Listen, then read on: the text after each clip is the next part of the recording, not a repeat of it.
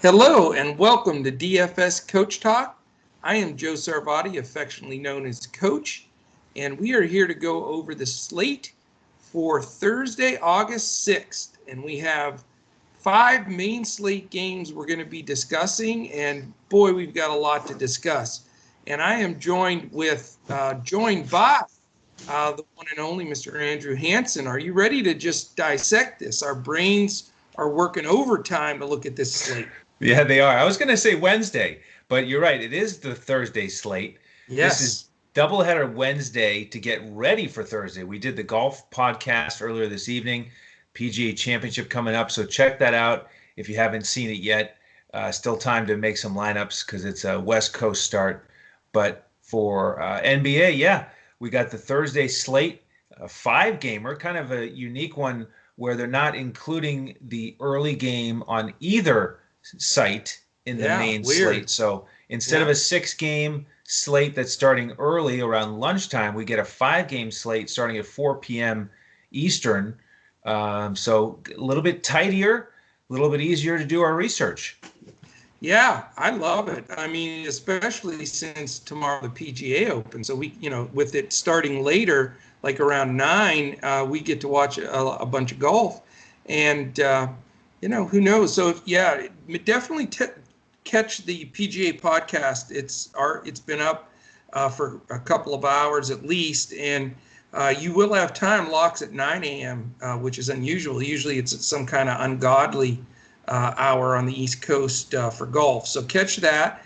Also, I wanted to mention, I forgot to mention on the last podcast, I had the pleasure of doing interview type podcast with our Australian brothers over there with draft studs that they've launched in Australia.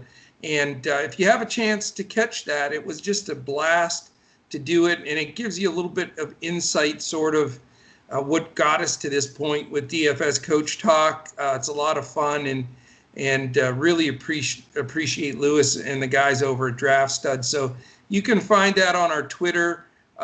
It's just search at Draft Studs as well, and that podcast is up there. So, all right, we're going to dive into this sucker. I want to thank our presenting sponsors, MyBookie.ag. It's a place to go for all your sports wagering and casino action.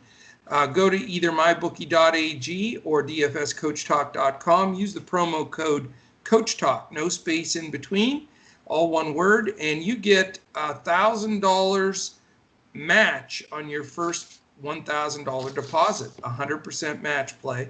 And you also get a $25 free play just for being a listener to DFS Coach Talk. Also, our brethren over at tvg.com, the #1 horse racing site in the world. And they have an exclusive offer only through DFS Coach Talk. The best thing to do is go to our website, dfscoachtalk.com, click on the banner that says risk-free $300 bet TVG, and that is exactly what it states. You put $300 in, bet it on a horse. If it loses, TVG refunds the entire $300. Can't beat that for building a little bankroll. So we love those guys. We appreciate all that they do for us, and we look forward to continue to grow with them. Real quick, 3-step process has plenty of time to work for tomorrow's action. We're going to post this podcast here probably around 1 a.m. Eastern, so it'll be up all the way until that main game slate at 4 p.m. Eastern tomorrow. So definitely catch the podcast, and then you can follow us throughout the entire day tomorrow just for all of the news. And there's a lot of news, and this, this leads me to the point of, Andrew and I talking before the podcast and at the very beginning here. There's so many moving parts right now, Andrew, and that's something that I think is going to give us a big edge. But it is tough because you've got this unique scenario. It's never happened before. We've never had a bubble, 8 games left in a regular season to prepare for the playoffs. So you've got multiple organizations and coaches doing completely different things. So be aware of that as we're doing these breakouts of each game. You've got teams that have decided now they want to rest people and rotate people in. You have teams like Portland playing for their playoff lives. You've got other teams, like Milwaukee that is, really known for resting and rotating guys. Other teams that don't care, don't want to win, want to give some other guys a look. You're going to have a lot of those kind of Brooklyn teams. So you've got everybody doing a little bit of something different. So it creates a whole nother layer. We have to break down these teams, how they're going to play, usage, the whole 9 yards, defensive real plus minus versus the other team. But now we're having to reset also on the fact that where these teams are on how they're going to compete. So, we're putting all of that into action here as we break these teams down. And we're going to be specifically looking at certain teams that we feel are going to really compete for a purpose and a reason and want to play guys extended mid-30s minutes when it counts. So just wanted to mention that, Andrew, because it is a whole new situation, it's something different.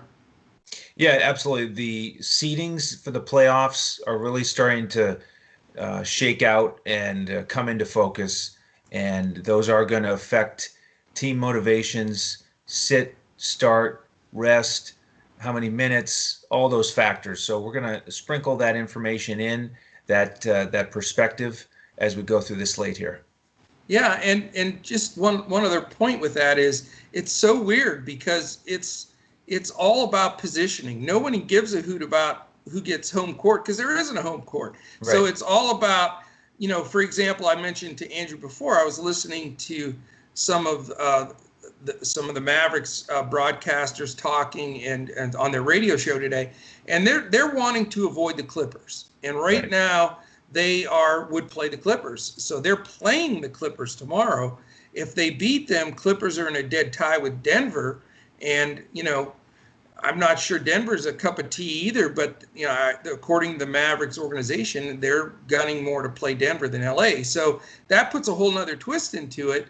You have other teams maybe wanting to drop down a spot. Who knows? It's really odd, but it's going to affect all of these games, and that's what we're going to put into play. But it is wild, man. It is interesting, but it's a lot of fun. So, all right, we're going to attack this. We've got a couple of injuries I want to mention. I'm not going to go through the litany of 9 million injuries because some of them are sort of non-sequential at this point, but there are some that need to be mentioned. Goga Bitadze is questionable. He may take a few minutes for Miles Turner in the rest of these games if he suits it up. So just something to keep in mind, and also Jakar Sampson. So Goga may get some time.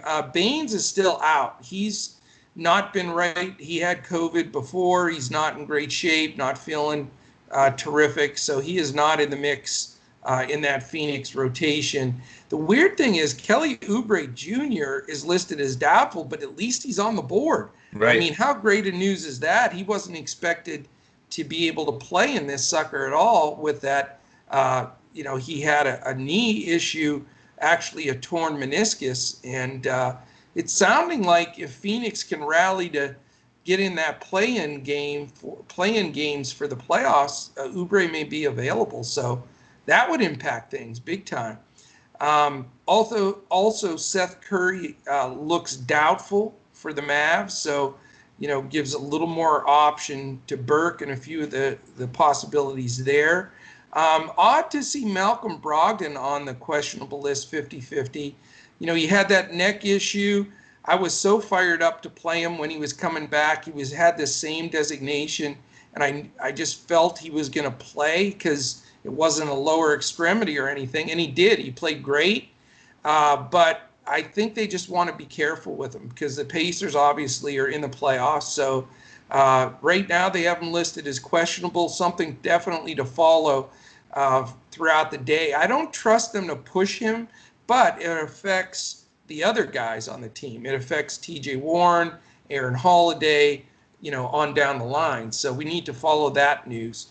The other news is it looks like, and from what I read, it says 50-50 questionable, but I've got a feeling Westbrook is not going to play in this next game. He has a right quad contusion, and again, Houston is really not accomplishing anything much, with their seeding. So I would think he may sit, and certainly affects dramatically the entire Houston roster, and we'll talk about that.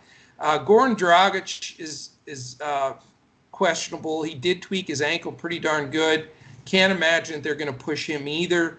That shuffles the deck in Miami, especially since Jimmy Butler's not playing. He is already ruled out with his ankle. So that makes a real difference in that Miami rotation. And, we'll touch on that when we go through these games. And the last guy I want to mention is Patrick Beverly. He's already been ruled out with a sprained calf for that Mavericks game. So not only is he playing good, but old Mr. Reggie Jackson could be chickadee chalk if things play out the way I expect them to. So that's it. Those are the only ones I'm going to go over today, but they're all impactful on this list. So we'll go through the games one by one. We have 3 of the games already listed on mybookie.ag for the line, so we'll go over those a little bit. We still are awaiting 2 lines there, but we'll post all of that in our Discord like we always do to keep everybody up to date. All right, we're going to go to game 1. We're going to start picking the brain of Mr. Andrew. Do you want to make any comment on that non-main slate 1:30 p.m. Pelicans-Kings game? No, what we might do is give a core for the DraftKings showdown to our members. So okay. If you're not a member, that's one more reason to jump in. We'll do that from time to time, give bonus lineups for additional slates. And by the way, if you're an NFL DFS player, we're going to do a showdown slate for every primetime NFL game. We'll be covering all the showdowns on both sites. So make sure to jump in for that as well. Very nice. Okay. All right. Well, let's dive then right directly into these main games. We have 2 4 p.m. games. The first one is the Miami Heat at the Milwaukee Bucks. 2 solid teams right there that certainly could be a preview of an Eastern contest. The line is not up, so we're just going to dive directly into this game. Give me a breakdown here, and how do the guys being out, well, definitely Butler out, but possibly Dragic as well. How does that affect it for you? Yeah, it affects it in a big way. This is set up right now to be the Eastern Conference semifinal matchup, the 1 and the 4 seeds if they advance. But I don't trust Milwaukee at all right now. In a game that doesn't matter, we saw with the Brooklyn game with Giannis and Middleton basically just playing the first half. So there's no way I'm going to play anybody on that team without knowing, ahead of time exactly what the minutes are going to be, and I don't expect to know that. So, and I just don't think it's worth it. They're so deep against a solid Miami team. I don't expect it to be an extremely high-scoring game. So I'm going to pass on the Bucks, and on the Miami side, it really is dependent on the final injury news. We know that Butler's out, so that's the domino number 1. Domino number 2 is Dragic. I'm really looking at that as a key piece of information. If he's out, then I do have some interest in Miami. Starting with Bam Adebayo, he's only 7-7 on DraftKings, averaging 47 against Milwaukee. So there's a solid option. And then a guy who hasn't been playing very well, Mr. Nunn, fantasy point output here of 15, 13, and 6 in the bubble. That's just not what we're accustomed to in his terrific rookie season. He's averaging, though, back in the old regular season, he averaged 33 points a game, fantasy points, against Milwaukee. His price is cheap. It's only 4.1. And, the thing with the bubble is Dragic has been getting the majority of the minutes off the bench. So if he doesn't play, then I like none here for GPPs because I don't think many people are going to play him with his production so far. So there's one guy I'm looking at, and also Tyler Hero. Again, if Dragic is out, it's one less guy in this what can be a very crowded rotation. But his last 2 games, he's had 25 and 22 fantasy points, and has included 3 assists in both games. So he's getting involved in distributing. We know he can stroke it. So that's where I'm going to look at Miami if we get the news that Dragic is out. I mean, I'm on the same page with you, Andrew. I really am. I mean, Milwaukee, I don't think Coach Bud likes daily fantasy sports because he screws us over all the time. I mean, he's from the pop tree. Exactly. The tree. He messes with us. He tries to screw up our lineups because if you remember from the regular season before the shutdown, he pulled all the guys like 5 minutes before the game. Right. He's in Denver, notorious. Yeah. And then he'll play guys and only play them a few minutes. And it's just a nightmare. So, my immediate reaction was the same as yours. Just screw that. I'm not even going to mess with Milwaukee because we just don't know what that rotation's going to be. And, they're a pretty darn deep team where a lot of guys, could scoop some minutes. So I'm not even going to go there unless there's some big news. So follow us on Twitter. I was saying earlier, our 3-step process. Watch the video. The podcast will be up all day tomorrow and all night tonight, and then check us out on Twitter and in our Discord throughout the day because the news is going to be huge. I mean, they may announce guys are sitting, and if I hear somebody is going to get a start in extended minutes, maybe as somebody obscure like Sterling Brown or who knows, they're all capable of putting up decent numbers if they're going to play 30 minutes. Even an Ilyasova or something really odd, it could be an awesome value play. So follow us on Twitter throughout the day at DFS Coach Talk. I'm at Joe Sarvadi, JoeSarvadi. He is at Language Olympic, and our man Shane is at DET Sports Shane. And Freddie Mills is at Freddie Mills 7. So check us out there. As far as Miami goes, unless I see they're sitting a multiple guys, I think Bam's a great play. I really do. I just think it's a bad matchup for Brook Lopez. I think that he's playing great ball, and his price, I think he's underpriced, which I haven't said that about anybody in a long time because they've been pricing everybody up on both sites. But I think his price is extremely fair for his output, and he doesn't have to play 38 minutes to crush it. I mean, he could play 28 and be just fine because he's extremely active. He's not only going to get you rebounds and points, but he's going to get you decent assists and some blocks as well. So I love him in this game. I'm interested in both guys. I'm not going to play them both in the same lineup, but I'm with you. I think you have to consider Kendrick Nunn. However, he does not look like he's playing good ball at all. No confidence, passing up shots, some turnovers. So I'm more reluctant to play him, but I get he may get a better run, and I'm sure Spoelstra sees that and wants to try to get him going. But I love Tyler Hero. Tyler Hero is he's not going to be a secret squirrel play because if Dragic sits, he's going to get enough ownership. But I played Hero the other day at 1% ownership, and he only had 25 fantasy points, but when you get somebody at a minimum price like that, 25 works just fine. And he was in that winning lineup for me. But I think, he's playing good ball and he can distribute. He can play a point, type shooting guard position as well. I think he's a terrific play here at the price that he's at. I can't see how he doesn't hit value. If Dragic is out, he's going to get maybe 30 minutes.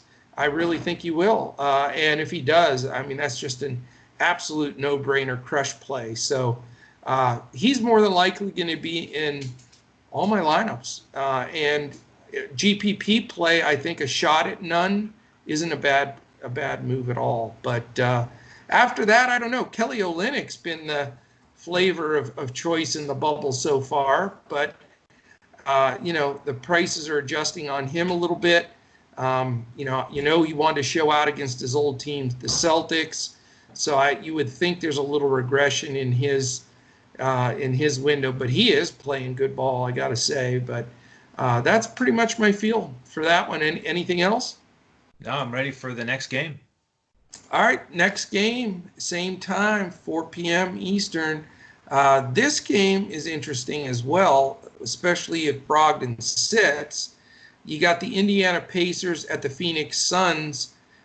Phoenix playing really, really good ball. I mean, what a shot for Booker between those two guys, between George and Kawhi, just amazing. But so this game is very, very interesting. Phoenix has all the momentum right now. Let's see. I think this one is actually up. It is. It has the Pacers -3 and the over/under 229.5. So this is an interesting game. What's your take? Well, I do agree that the biggest X factor here is Brogdon. If he sits, then Oladipo is in play at 5.5 on DraftKings. TJ McConnell's in play at 4K, and he actually had a really good game against Phoenix in the regular season. So you could look at that backcourt a little bit for a one-off. And then you got to at least consider TJ Warren. The guy's been lighting that bubble on fire. I'm surprised it's still intact. 70, 69 fantasy points. And then, his down game was 49 here, this last one. He is expensive, though, on DraftKings. He's 8,400. So, yeah, I'm probably going to fade him there. I think that's just too expensive. So I may end up not using any of the Pacers if Brogdon plays. On the Phoenix side, I did make that note with Oubre being doubtful. I don't expect him to play. So you could still look at Cam Johnson. He's a good price at 4,900. That's probably about it for me. Booker had that excellent game against the Clippers with that huge shot that you mentioned. He didn't play well against Indiana. They did a pretty good job on him in the regular season. So you could go there. I guess out of Booker and Warren in that similar price range, I'd probably rather go Booker. But I'm not going to get much exposure to this game. I like the next two games better. Yeah, I'll tell you, man, they just jacked up TJ Warren on both sites through the roof. I mean, he's now the 2, 4, 6, 8, 10. He's in the top 10 highest price guys on the whole slate. He's sandwiched in between Jokic and Porzingis at 8,800 on FanDuel. So, wow, that is a big lift in price. I mean, there's no arguing the guy has earned that with his huge games, but a guy that I paid 64 for in the first game, right, and pay 88 for now. I mean, that's a hard pill to swallow. Booker at 8,000 is also pretty costly. It's a hard game because I like Phoenix in the fact that they're all in. They're going for it. So their guys are going to play, and they're going to go after it. I usually have not played him often, but I think this could be the DeAndre Ayton game we've been waiting for. Miles Turner is the most overrated defensive player in the league, in my opinion. I think he's terrible on the ball. He gets decent amount of blocks on the help side coming over, but I think Ayton can just chew him alive. So Ayton's going to be high on my list. It's hard to stay away from Cam. Cam was so great for me the other day, and now everybody's on him because it looks like the kid's got it. He knows that's a big part of why they're playing so well. And Mikal Bridges is playing decent ball too. So I want exposure to Phoenix. I do want a few guys. I'm not going to pay up for TJ Warren, though. I agree with you there. The Pacers, the problem with the situation there, if Brogdon plays or not, I don't think he plays the full allotment if he's not 100%, because they don't have a whole lot to play for. And their backcourt is so jammed up with good players. I mean, McConnell plays solid. The Holiday brothers. I mean, they've got a lot of guys. So if you want to take a GPP shot with one of those dudes, that's fine. But I just don't see in any of my cash builds having the courage to go to any of those guys. With TJ being so overpriced, the one thing I will say, though, is, and I don't know if you know this, but the Pacers got TJ Warren from Phoenix for nothing. In fact, they actually gave Phoenix a second-round pick to take him off their hands. They didn't want his salary. And I followed it very closely at the time because I always thought TJ Warren was terrific.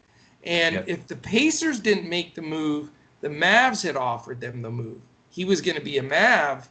At what a small forward he'd have been in that group with Luka and Porzingis. So I'm just sick about that every time I think about it. But if he, I've got to think that he's, got that in his mind and he's pissed about that. I mean, talk about disrespect. You give up a second-round pick just to get rid of the guy? Right. So that makes me want to play him. And I would assume most touts, most people out there are going to do what we just did. Say, oh, God, 8,800, $2,400 bump since the first game of the bubble. I can't play him. Maybe that's going to keep his ownership down. Maybe that is a way to go. So let's, I'm going to keep that in play as a possibility on the TJ Warren side. I don't like anybody else for the Pacers at all. And I think Phoenix, you can start with Ayton, look at Cam, look at Bridges, and maybe go from there. Excellent. All right, we go to Game 3. Game 3 is I don't know these teams. The Clippers and Mavericks. I can't say at Mavericks. It's so funny. Right. There's no at anything. That's a 6:30 TNT game, so that'll make it fun. We'll get to listen to Shaq and Charles chatting up some noise about the Clippers and Mavericks. Let's see if that game's on my bookie. It is. You want to try to guess the line in the over-under? I haven't quizzed you in a long time. I'm letting you off the hook. Let's see. Clippers and Mavericks. I'm going to say Clippers minus 4.5, 224. Close on the line. The Clippers are minus 4, so you almost hit that on the nuts. Now, here's an interesting thing that may make you want to play the over and roster some guys. It's 231.5. Which is super high for a Clippers game. But did you know who the number one offensive team is in the NBA? Dallas Mavericks. The Dallas Mavericks. Even without TJ Warren. Exactly. So, you got a combination of things here. First of all, are the Clippers that fired up to fend off Denver? Do they really give a hoot? I think probably they do. They'd certainly rather play the Mavericks than the Rockets in the playoffs. So, the Clippers have something at stake here. And the Mavericks, as we know, they've already pretty much stated out front that they don't want to play the Clippers in the first round. So, this game has some validity to it. I think this is very stackable, and I think there could be some real potential big numbers coming out of this game. What do you think? Yeah, I agree with everything you said. It got me excited about it until I saw some of the prices on DraftKings, at least. Yeah, it's rough. Yeah, it's a little bit rough. Plus, we've got the two elements here that are always in play.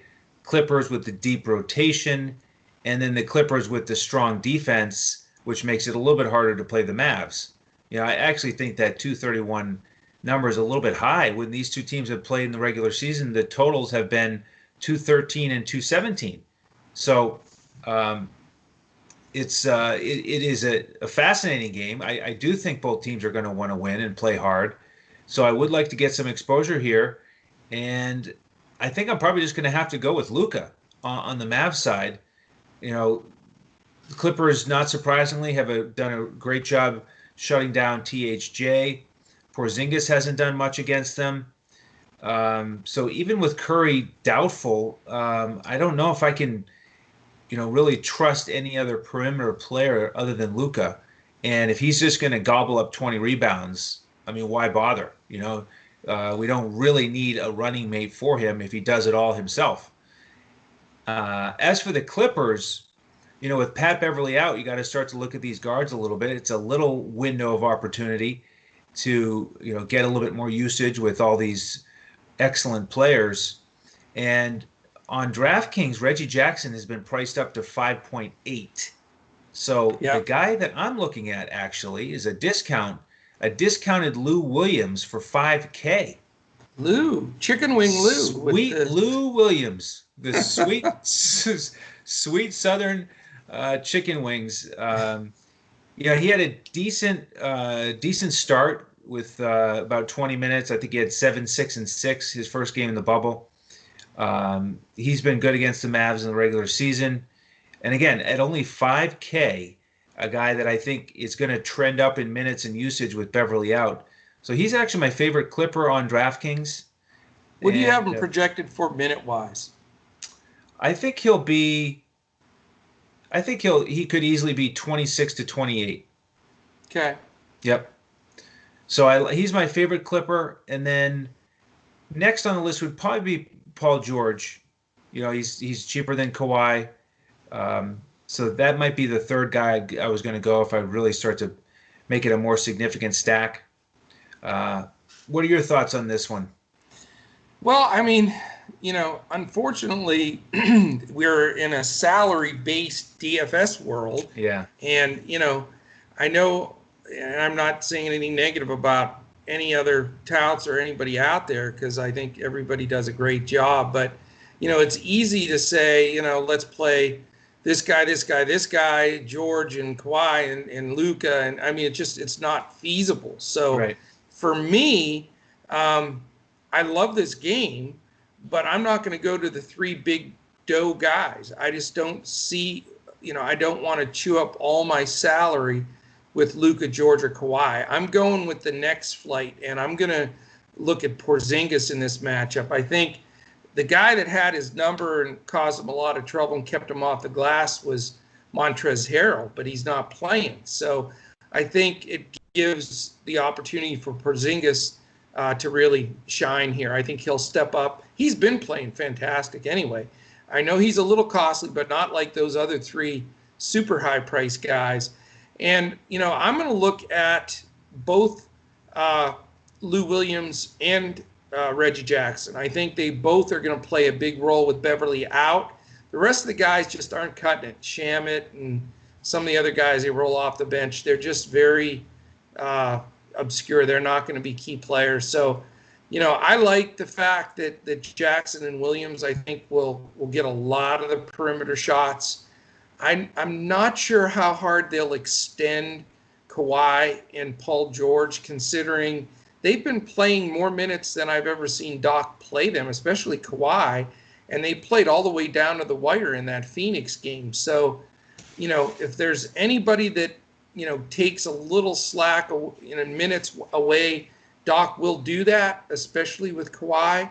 So I'm hoping some of that usage floats over to, Lou Williams and Reggie Jackson. So I'm looking at those two, and Porzingis on the Maverick side probably is going to be my 3 play here.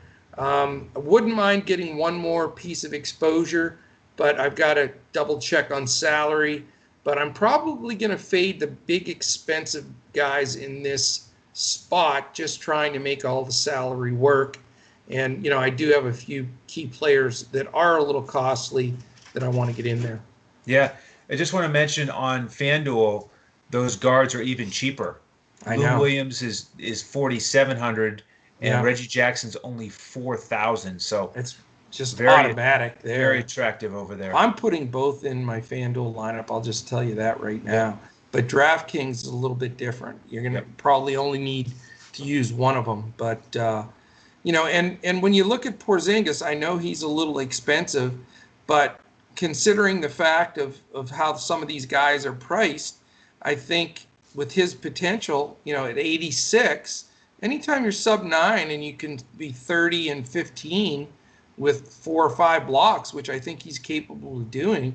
I know that's a little hefty, but I mean, I think he can get that done. He is $200 more than Kawhi, though, which is sort of bizarre on FanDuel.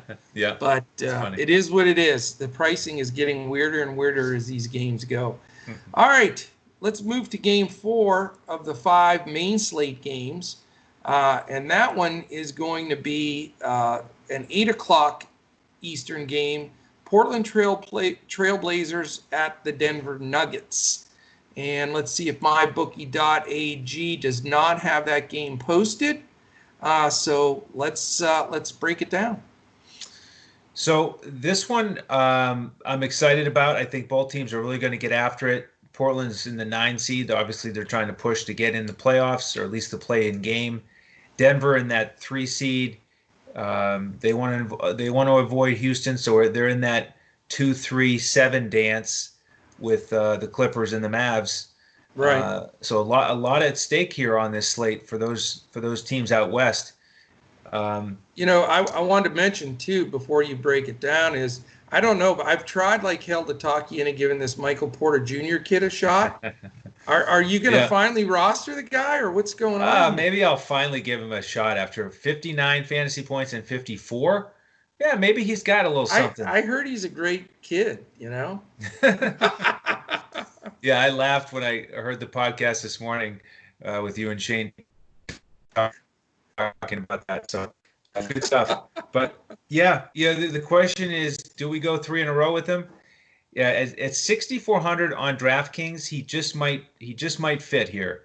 Just might have to get him in.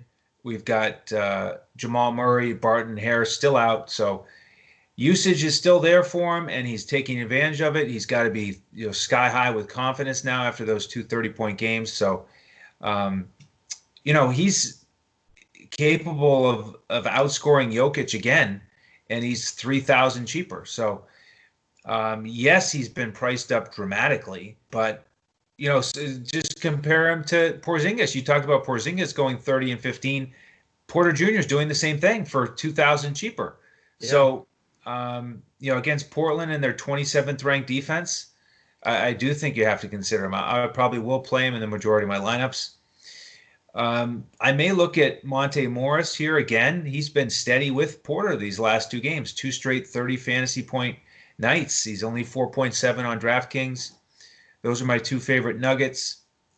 And for Portland, because of this matchup and both teams wanting to win, initially I was thinking, let me stack this game as much as possible. But, then I recalled what Denver started doing to Mr. Lillard with Torrey Craig. Guy's a great perimeter defender.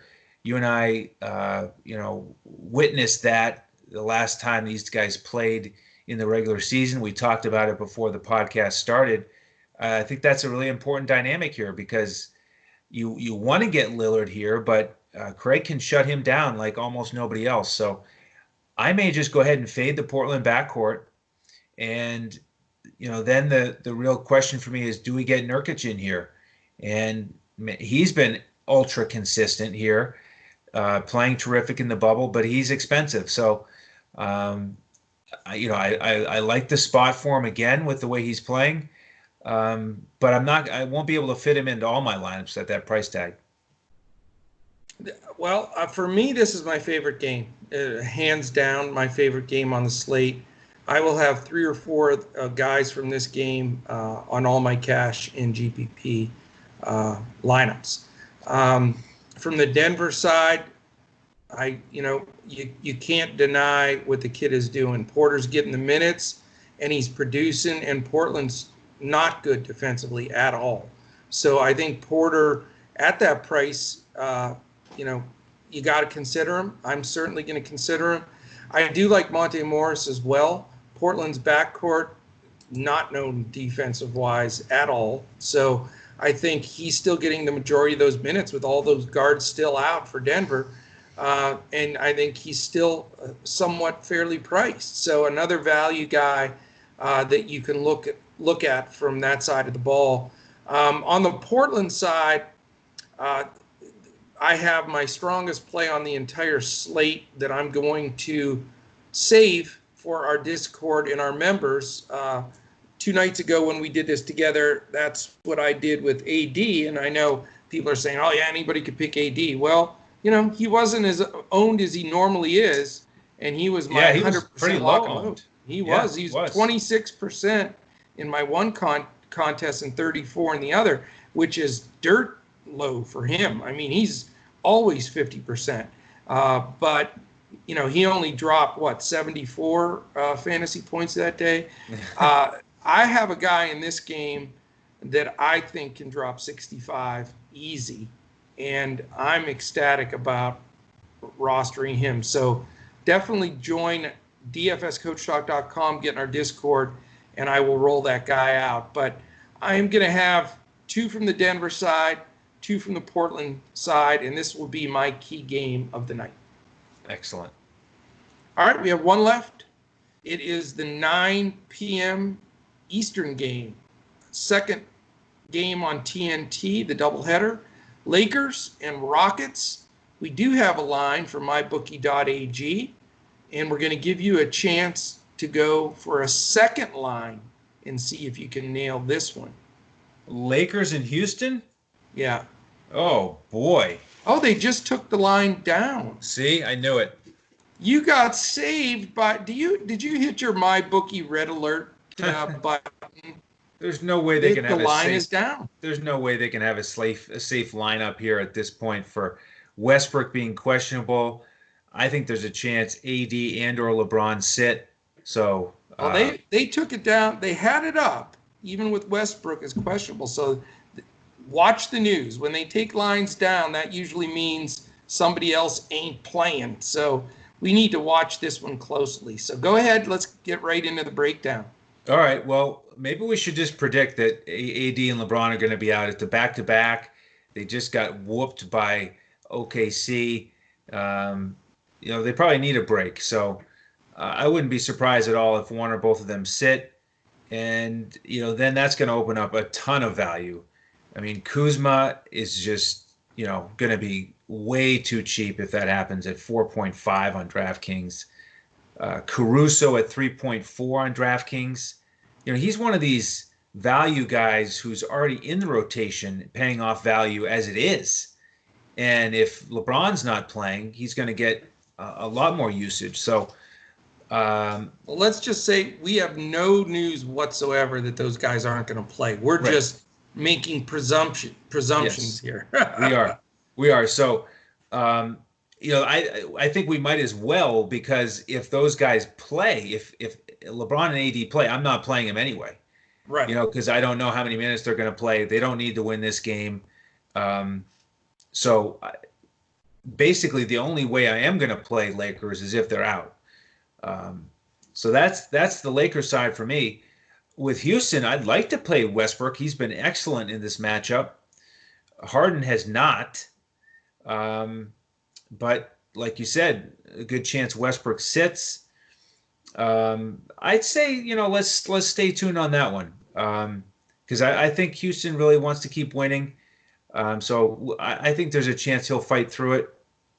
If he does, he's certainly in play for me. And then House and Covington, you look at these value guys, they would be in play for me as well.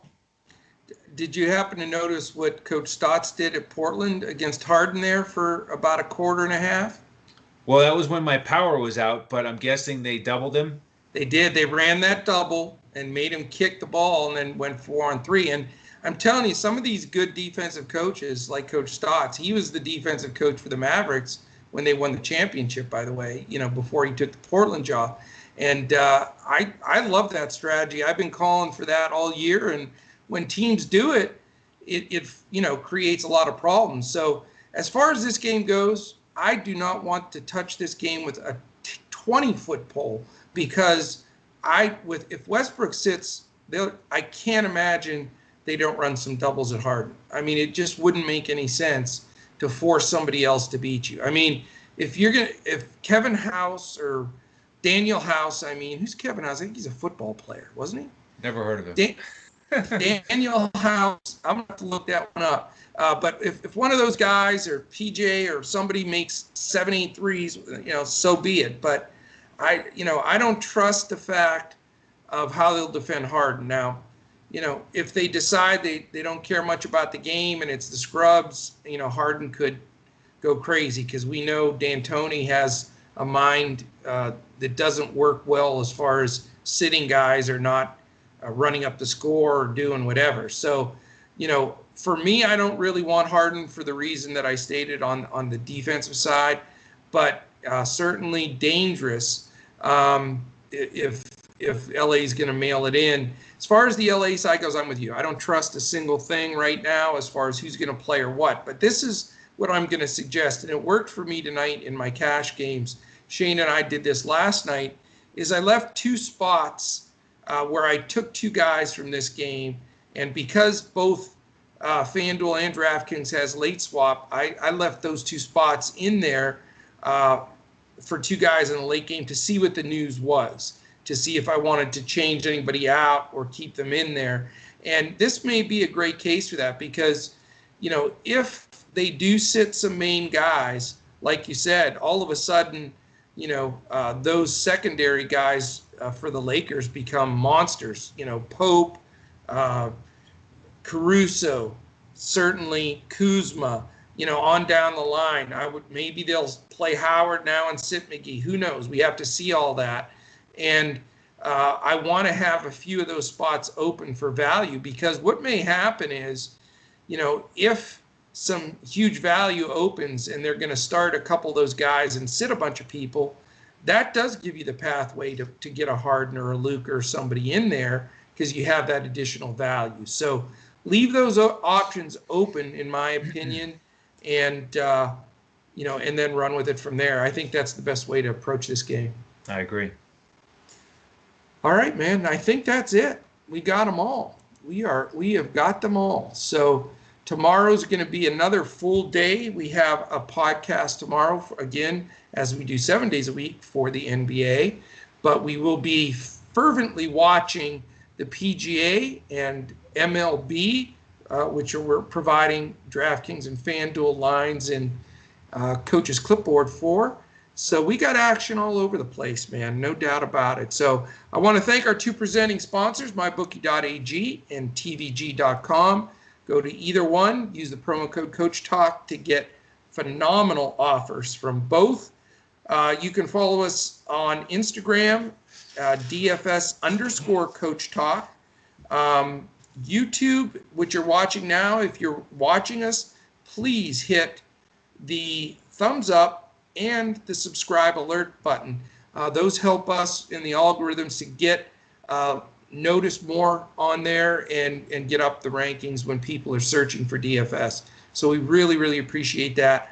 And if you're listening to us audio-wise through Spotify, iTunes, Apple Podcasts, Podbean, we're on everywhere podcasts can be heard. Specifically iTunes, if you can go there for us, takes like 15 seconds. Give us a 5-star, just a 1 or 2 word or 1 line, positive response in there. And we're going to have a drawing at the end of August for a 1-month free membership from all the people that put a 5-star and a positive review. So definitely appreciate that as well. And I think I forgot to mention for the first time ever yesterday, now that I think about it, is our charity of choice here at DFS Coach Talk. And that's mambaon3.org, MAMBAONTHREE.org. Wonderful, wonderful charity set up by the Bryant family. All right, man. I think we got this one in the books. Doubleheader Wednesday is behind us, and now we just got to rake in all the cash. That's right. That's the job for tomorrow. Rake in all the cash and start to prepare for the next slate. So join us for the NBA podcast tomorrow as well. Terrific. Thank you very much. And, for our whole DFS Coach Talk team and for my partner in crime here, Mr. Andrew Hansen, I am Coach, affectionately known as Joe Sarvati, vice versa. We will catch you again tomorrow when we look to, what are we going to do, Andrew? We're going to crush it in DFS. In DFS. Good night.